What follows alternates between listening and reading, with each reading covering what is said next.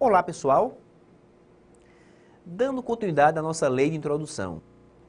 No bloco anterior, nós trabalhamos os conflitos de leis no espaço. Demos ênfase ao estatuto pessoal, que segue a lei domiciliar, aos bens, que observam a lex rei sitere, a lei da situação do bem, e finalmente as obrigações, que seguem a lex regit actum, que seguem a locus regit actum, o local da prática do ato. Vamos agora fechar com sucessões. Um dos grandes problemas dessa vida é a morte. Por quê? Porque no direito civil, a morte ela vai desencadear o processo sucessório. E aí vem a pergunta: que lei irá reger a sucessão da pessoa morta? Se, por exemplo, o defunto ele morava no Brasil, tinha bens no Canadá, era casado com a Argentina, deixou filhos na China, qual vai ser a lei que regerá essa sucessão? Via de regra, a sucessão hereditária observa a lei do último domicílio do morto. A lei do último domicílio do morto. Confere comigo o artigo 10 da lei de introdução, na tela. A sucessão por morte ou por ausência obedece à lei do país em que domiciliado o defunto ou desaparecido, qualquer que seja a natureza e a situação dos bens. Então, o artigo é claríssimo, né? A lei em que é domiciliado o defunto ou desaparecido, que seria, portanto, a lei do último domicílio da pessoa que morreu ou que desapareceu. Claro que ninguém vai pensar, que esse domicílio é a cova que o cara está enterrado. Não. Cova não é domicílio, né? A ideia, portanto, é que a lei que rege a sucessão observa o último domicílio da pessoa morta ou desaparecida, o que retoma o conceito de lex domicilii, de lei domiciliar, na tela.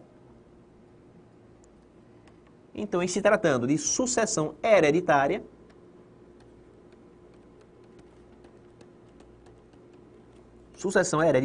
observa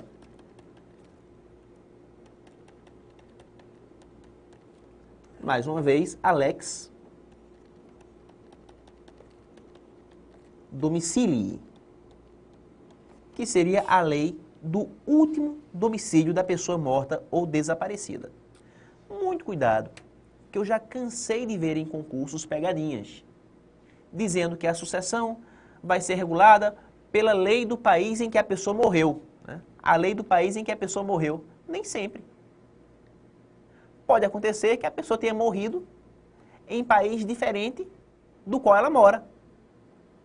Por exemplo, o cara mora no Brasil, é domiciliado aqui, está fazendo turismo na Alemanha, está passeando na Alemanha. Lá ele tem um ataque fulminante e morre. Percebam que a Alemanha não vai ser o domicílio dele. Pode até ser residência, se ele está de passagem por lá, mas não é domicílio. O domicílio desse cidadão é o Brasil. Por quê? Porque ele morava no Brasil. O Brasil era o seu último domicílio, à época em que ele veio a morrer. Muito embora ele tenha morrido na Alemanha, o domicílio dele era o Brasil. Então a lei que rege a sucessão é a lei do último domicílio do morto. No nosso exemplo, a lei brasileira. Agora acontece muito, pessoal, de estrangeiros chegarem aqui no Brasil de passagem, conquistarem uma brasileira, um brasileiro, terem uma relação rápida com essas pessoas e gerar um filho.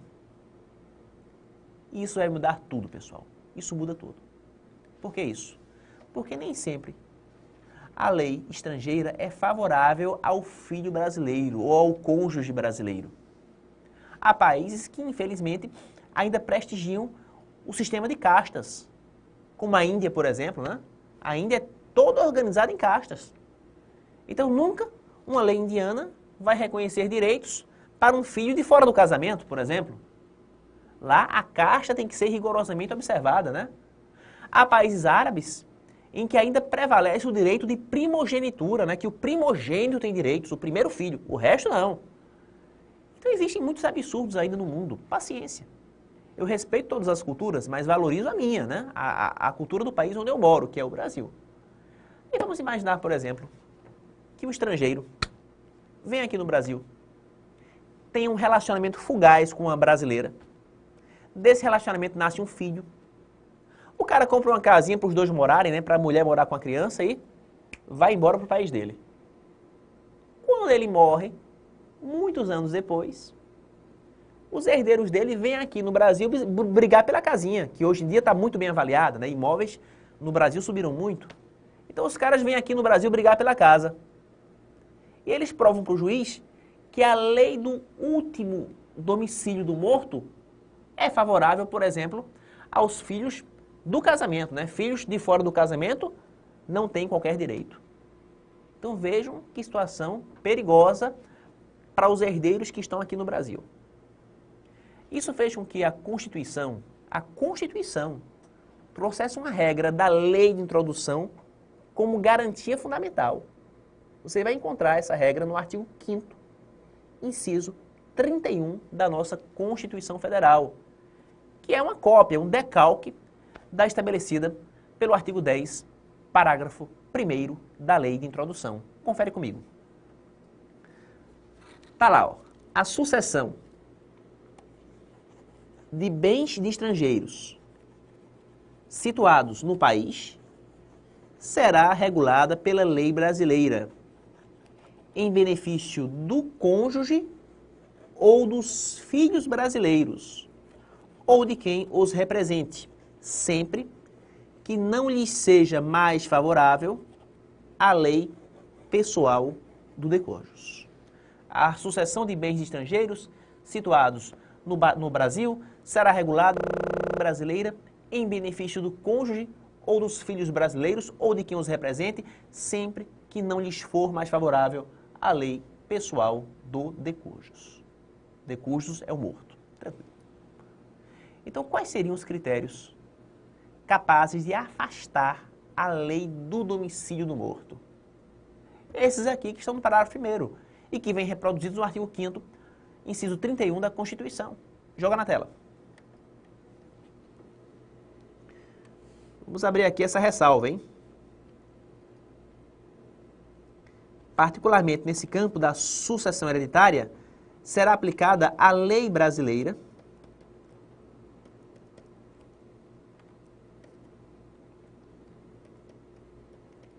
desde que presentes os critérios do artigo 10, parágrafo 1º da lei de introdução.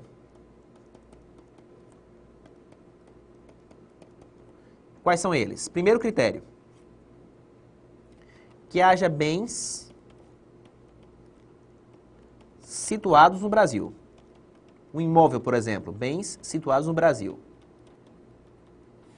Em seguida, que haja cônjuge ou filho brasileiro. Cônjuge ou filho brasileiro. E o terceiro critério, que a lei brasileira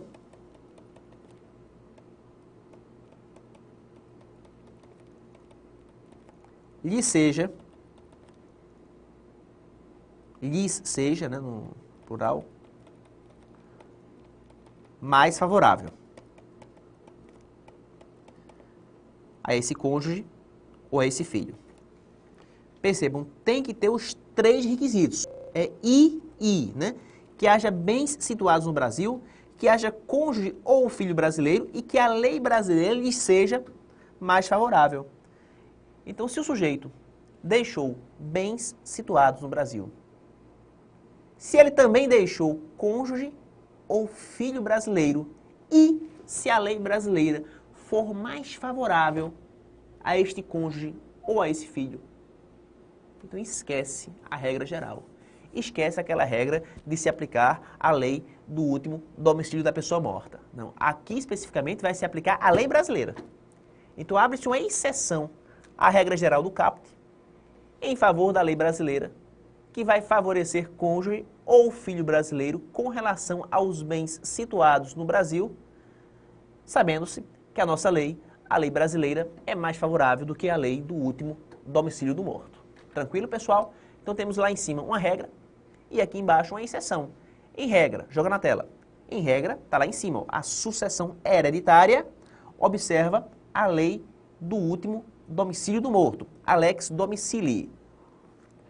Excepcionalmente, porém, a título de exceção, será aplicável a lei brasileira quanto aos bens situados no Brasil, se houver cônjuge ou filho brasileiro e se a nossa lei, se a lei brasileira for mais favorável a este cônjuge ou a esse filho. Tranquilo? E aqui encerramos os principais temas destacados da lei de introdução. Vamos agora, pessoal, adentrar no Código Civil. Né? Logo após encerrarmos a lei de introdução, entramos no Código Civil. E o Código Civil ele vai começar com a parte geral. Parte geral esta que vem composta por 3 livros importantes. Na tela.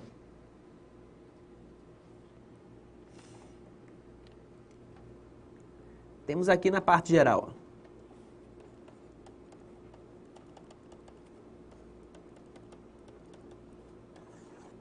o livro das pessoas, o livro dos bens e o livro dos fatos jurídicos.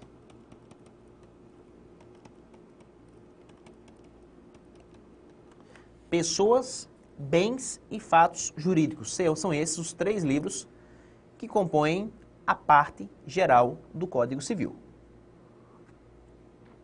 Meus amigos, o primeiro livro da parte geral, que vai servir de introito ao nosso código, é o livro das pessoas.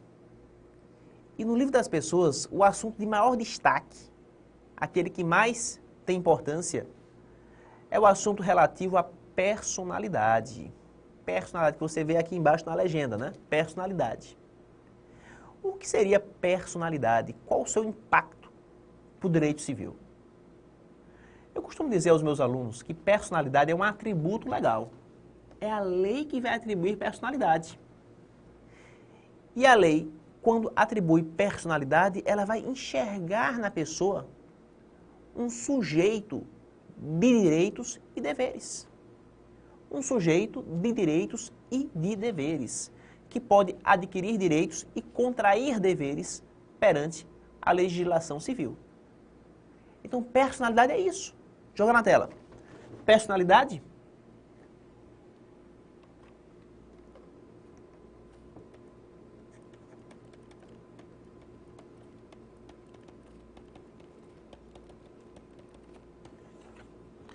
é o atributo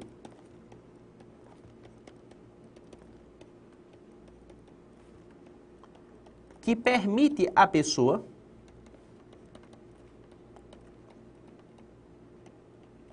ser titular de direitos e deveres. É o atributo que permite à pessoa ser titular de direitos e deveres. Aí eu pergunto a você, uma criança de 2 anos de idade, ela vai ter direitos e deveres? Seria possível reconhecer em uma criança de 2 anos direitos e deveres? Talvez você que me assiste deve estar pensando, direitos sim, né? Direito à vida, direito de receber pensão alimentícia, direito de receber herança. Direitos a criança tem vários. Mas aí vem a pergunta, essa mesma criança, ela vai ter algum dever juridicamente relevante? Seria possível focalizar a criança como sujeito de deveres? Gente, a criança pode ter deveres sim. E deveres no plano jurídico. Deveres no plano jurídico. Que deveres seriam esses, por exemplo? Imagina que essa criança seja contemplada com um testamento. O avô dela fez um testamento e deixou imóveis para o nome da criança. Beleza. Quando o avô morre e a criança recebe a herança concernente a esses bens, já surge um primeiro dever. O dever de pagar imposto sobre a herança. Imposto sobre a herança. Professor, como é que uma criancinha de 2 anos ela vai pegar o boleto e ir para o banco? Não estou dizendo que é ela que vai ao banco efetuar esse pagamento. Mas o dinheiro do pagamento do imposto vai ser retirado da herança dela. O direito do pagamento do imposto vai ser retirado da herança dela, pessoal. Porque mesmo que o pagamento seja feito pela pessoa do responsável, do pai, do tutor, de um tio, sei lá, mesmo que um responsável vá ao banco efetuar esse pagamento, o din-din vai sair da herança que o menor recebeu. Estão percebendo? Então, já estamos colocando aqui a criança como sujeito de deveres. A criança está sendo colocada como sujeito de deveres. Gente, para ter direitos e deveres, não é necessário ser adulto. Ser plenamente capaz, não. Uma criança, um louco, uma pessoa em coma, até uma pessoa em coma, ela vai ser colocada como sujeito de direitos e de deveres. Por quê? Porque toda pessoa tem personalidade, toda pessoa tem esse atributo que lhe permite ser titular de direitos e de deveres. Confere comigo o artigo 1º do Código Civil. Primeiro artigo, na tela. Está lá, ó. Toda pessoa é capaz de direitos e deveres na ordem civil. Se toda pessoa é capaz de direitos e deveres na ordem civil, então a personalidade é um atributo universal, é um atributo reconhecido sem exceção a cada um de nós.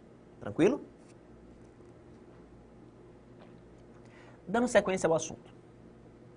Vamos agora analisar o início e o fim da personalidade. Quando essa personalidade começa e quando é que ela termina. O seu início e o seu final. Gente, no que tange ao início da personalidade, artigo 2º, joga na tela. A personalidade civil da pessoa começa do nascimento com vida, né? A personalidade civil da pessoa começa do nascimento com vida. Quando a pessoa nasce, e nasce com vida, nesse momento exato, preciso, é que ela vai adquirir personalidade. É o que ensina a teoria natalista. Teoria natalista, que a personalidade da pessoa começa do nascimento com vida. Basta nascer com vida para adquirir o atributo jurídico da personalidade. Gente, não interessa se essa vida ela vai conseguir se manter ou não. Não interessa se a criança vai sobreviver 1 minuto ou 1 século. O só fato dela nascer com vida já faz com que seja investida no atributo jurídico da personalidade. Então imagina o caso de uma criança anencéfala, né?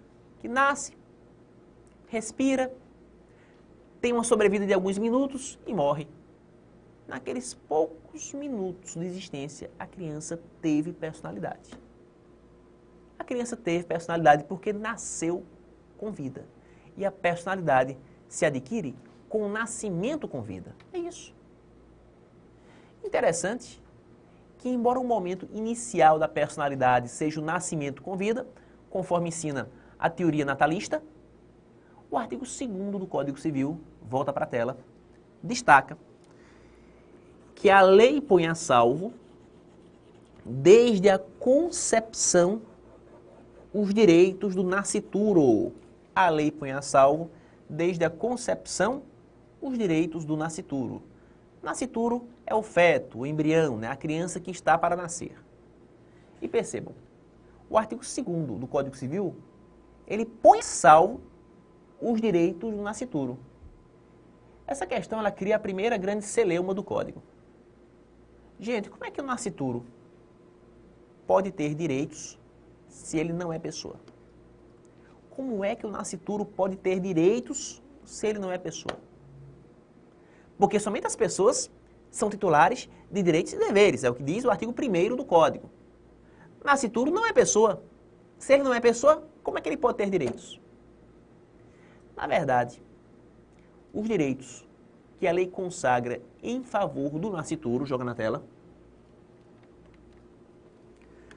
são direitos expectativos.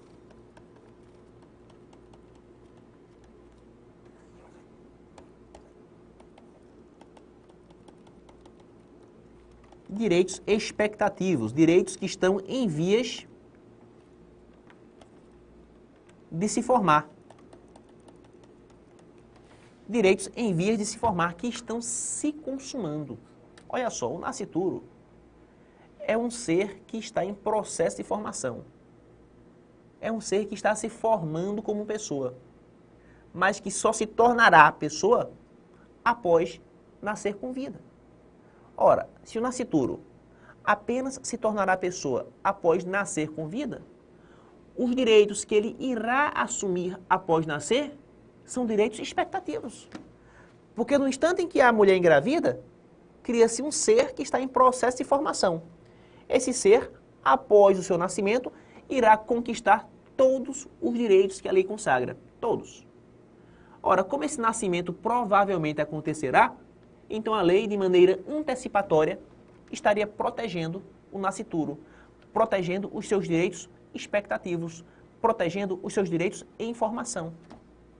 Vocês terem uma ideia, eu já vi processo de adoção de nascituro. Adoção de nascituro. A mulher engravidou, não quis assumir o bebê e deu a adoção, estando ainda grávida. Então percebam, o nascituro, ele foi levado à adoção durante o processo gestacional. Isso é possível. Eu já vi também a ação de investigação de paternidade no nome do nascituro. O nascituro já está pedindo a investigatória antes de nascer. Eu já vi ação por danos morais no nome do nascituro. Danos morais, sim. Inclusive esse caso que eu vi na jurisprudência, ele é de conhecimento notório. Todos vocês devem ter ouvido falar, né? Teve um humorista de um programa televisivo, não vou dizer nem o nome do programa, nem o nome do humorista, por uma questão de ética, que ele se reportou a uma cantora famosa, né? Uma cantora famosa, que estava grávida na ocasião, e disse, eu vou repetir a frase dele, né? Então desculpe aí qualquer grosseria. Ele disse, eu comeria ela e o bebê. Eu comeria ela e o bebê. Né? Foi a frase que ele jogou no programa humorístico. Gente, na hora que ele lançou essa frase, de péssimo gosto por sinal, né? Ele ofendeu duas pessoas. Aliás, ele ofendeu uma pessoa e um ser que está em formação, né? Ele ofendeu a gestante, que era casada, mulher de respeito, de família, de princípios, e mesmo que não fosse, hein? Mesmo que não fosse, também teria honra do mesmo jeito. E ofendeu o feto. Porque ele sugeriu na piada que manteria relação sexual com a gestante e com o feto. Isso fez com que fossem propostas duas ações. Uma no nome da gestante e a outra no nome do nascituro. Duas ações por danos morais e as duas ações foram julgadas procedentes. Ele teve que pagar indenização à cantora e ao feto, que a essa altura, né, já tinha nascido. Mas enfim, a ação foi proposta na época da gestação. Essa é a questão interessante, né? A ação foi proposta quando o feto ainda estava no útero materno. Muito embora o desfecho da ação tivesse acontecido após o nascimento, a propositura foi durante a gestação. Então isso prova pra gente que nascituro tem direitos. Nascituro pode até mover ação judicial. Entretanto, os direitos do nascituro são direitos expectativos, direitos que estão em processo de formação e que somente irão se consolidar de vez após ele nascer. Aí você me pergunta, mas professor, e se houver um aborto espontâneo da criança, né? E se o feto for abortado? Gente, se o feto for abortado, cessa para todos os efeitos a sua proteção. Por que isso? Porque os direitos que a lei consagra são direitos expectativos. Direitos que só se consolidarão após a criança nascer. Se não ocorre esse nascimento, então a proteção acaba. Eventuais processos iriam perder seu objeto. No caso lá da cantora, né, se ela abortasse espontaneamente, seria extinta a ação relativa ao feto, embora fosse mantida a ação relativa a ela como cantora, como pessoa, melhor dizendo, né? Porque ela também foi atingida em sua honra.